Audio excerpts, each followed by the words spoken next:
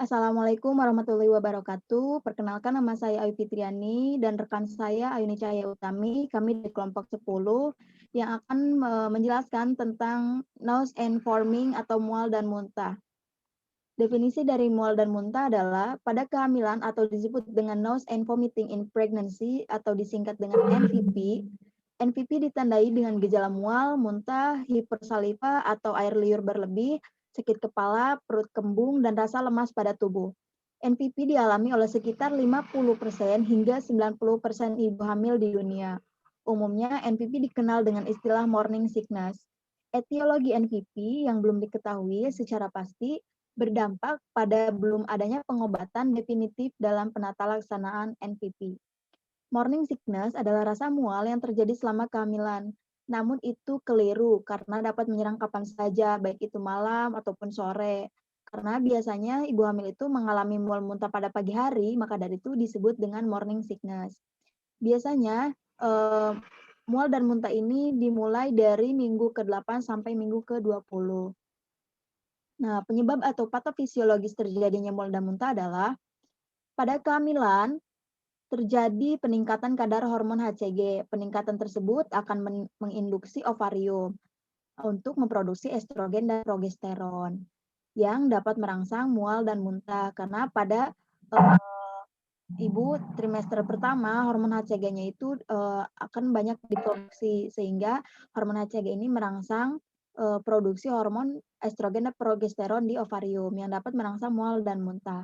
Perempuan dengan kehamilan ganda atau mola hidatisoda memiliki kadar hormon HCG berlebih tinggi dari wanita hamil lainnya atau bisa juga ibu hamil yang memiliki anak kembar atau mempunyai janin kembar itu hormon HCG-nya lebih banyak diproduksi dibandingkan dengan ibu hamil yang kehamilannya itu tunggal. Kemudian emesis gravidarum atau morning sickness berhubungan dengan level HCG.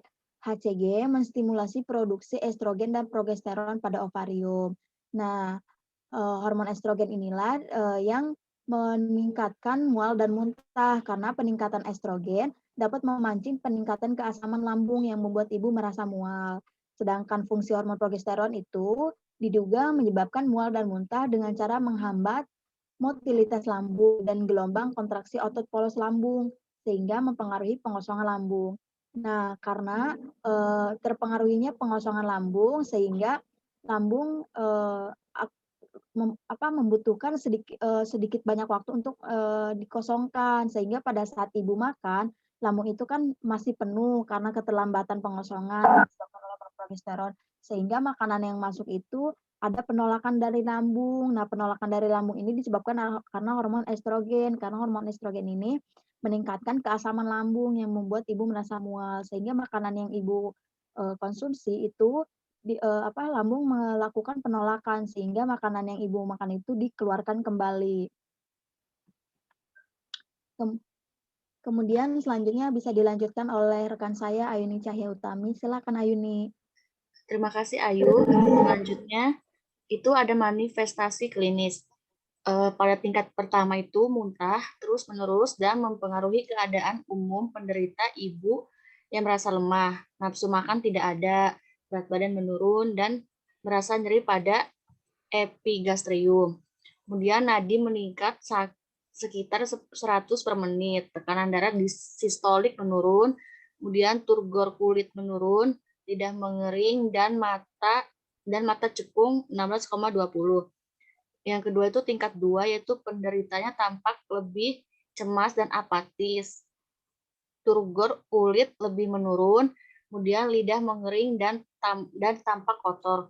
Nadi kecil dan cepat, suhu kadang-kadang naik, dan mata sedikit ikterus.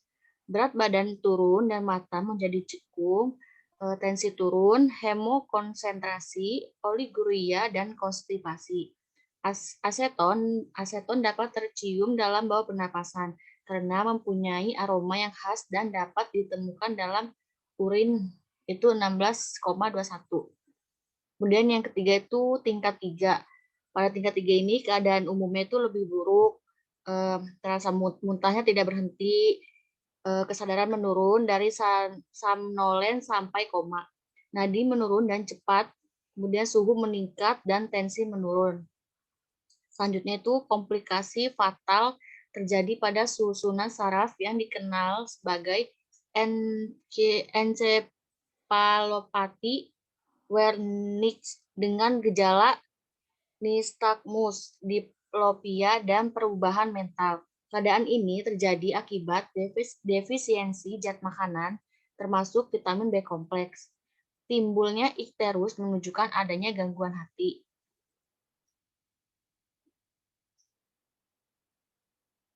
Kemudian selanjutnya itu penanganannya. Mual dan muntah ini dapat ditangani dengan terapi farmakologis dan terapi non-farmakologis. Penanganan mual muntah sering menggunakan obat antiemetik. Obat antiemetik ini memiliki efek samping yaitu pusing, retensi urin, sedasi, kebingungan, mulut kering, dan konstipasi. Dengan adanya efek samping pada obat, maka perlu adanya alternatif untuk mengatasi mual dan muntah dengan memberikan terapi non-farmakologis. Mual dan muntah selama kehamilan dapat diatasi dengan cara terapi nutrisi, yaitu makan sedikit tapi sering. Kemudian pengobatan herbal, yaitu dengan menggunakan teh spermin atau teh jahe, dan menggunakan aromaterapi jeruk, peppermint, dan spermin. Aromaterapi yang sering digunakan yaitu peppermint atau menta piperita.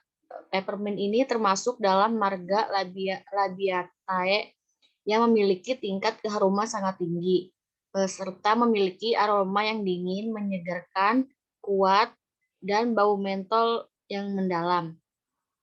Aromaterapi ini merupakan tindakan terapeutik dengan menggunakan minyak esensial yang bermanfaat untuk meningkatkan keadaan fisik dan psikologi, sehingga menjadi lebih baik.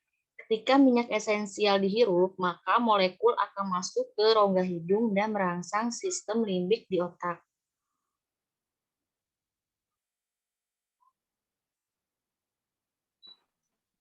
Mungkin cukup sekian presentasi dari kami. Kurang lebihnya mohon maaf. Wassalamualaikum warahmatullahi wabarakatuh.